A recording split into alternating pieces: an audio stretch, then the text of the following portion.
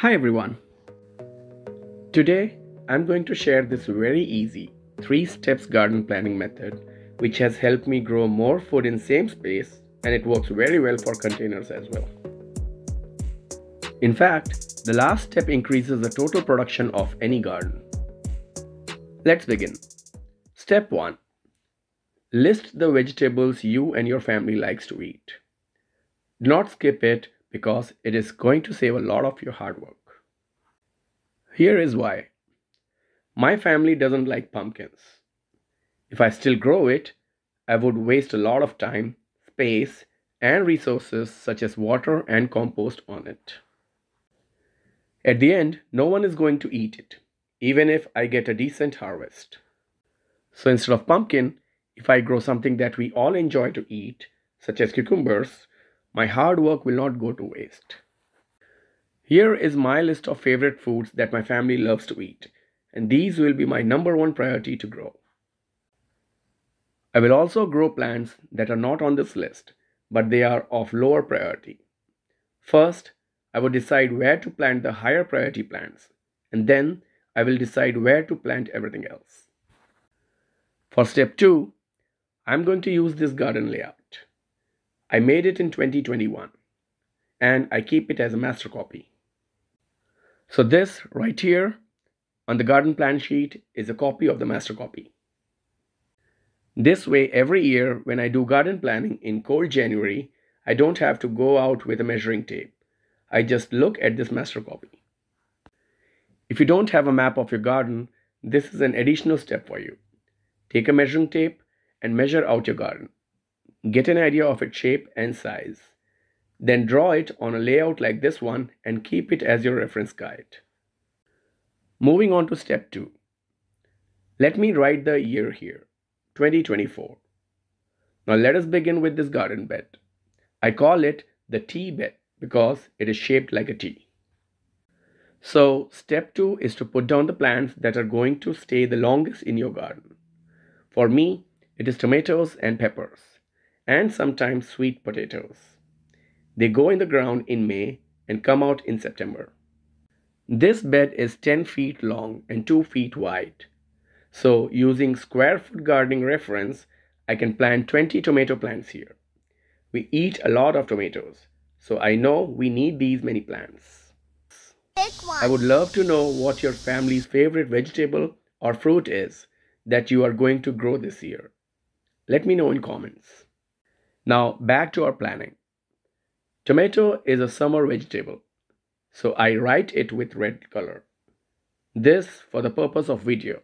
Otherwise, I can make different sheets for different seasons. Now, in some cases, you will have crops sown in the middle of summer. For example, in this bed, I will sow carrot seeds in June so that I can harvest it in fall. So, I would use orange color to mark it as a fall crop. Stay with me because this will all come together in step 3. Now, if you're looking for a garden planner, I have this one that I'm using, available for just $1.49. I designed it and have been using this template for past 3 years. I will provide the link in description. And there are other ways to show support too, by sharing and liking this video and subscribing to the channel. A big thank you for your support. We are ready for step 3. I call it as the filler. And trust me, this step increases the overall production of any garden. It was actually an eye-opener for me when I realized it and experimented with it. Let me explain by using the example of my tomato bed, and after that, I will show how to implement it for the carrot bed, which is an equally important example. This bed will be full with tomato plants from May till September. But it will be empty during spring and fall, and I need to fill it up with something which would be ready to be picked at just the right time to let tomato plants do their thing. So in spring, I will plant lettuce here and fenugreek here. I will use green color for spring. How this would work is that in May, when I transplant tomatoes here, the tomato plants will be small, and I can easily plant them between rows of lettuce. This way, I will be able to harvest lettuce for as long as it lasts, and have my tomato seedlings grow at the same time. I will use the same strategy for fall.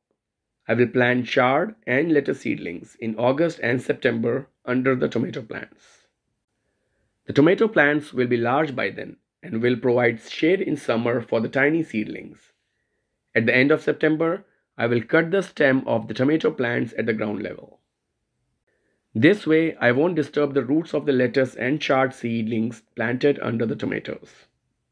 You see, with this strategy, I will be able to harvest 3 different crops. And if I set up my hoop tunnel at the correct time, my fall crops will give me harvest even in winter. So I'm growing more food in the same space, which increases the overall production of my garden. Now for this bed where I plan to plant carrots in June, it will be empty from March to June. So I will plant kohlrabi here. If I had enough sun here, cauliflower or cabbage would be a good option as well. They will be ready to harvest in June. So this bed would have only 2 crops because these crops need longer to mature. I have even more detailed video on this topic. It is very helpful, especially for beginners. Also, this planning strategy works very well for containers as well. I will link both the video on screen here so that you can check it next. This year, I'm going to have a dedicated series of container garden ideas and tips, so don't forget to subscribe. If you found any value in this video, please share it and like it. It truly helps this channel to grow. Thanks for watching.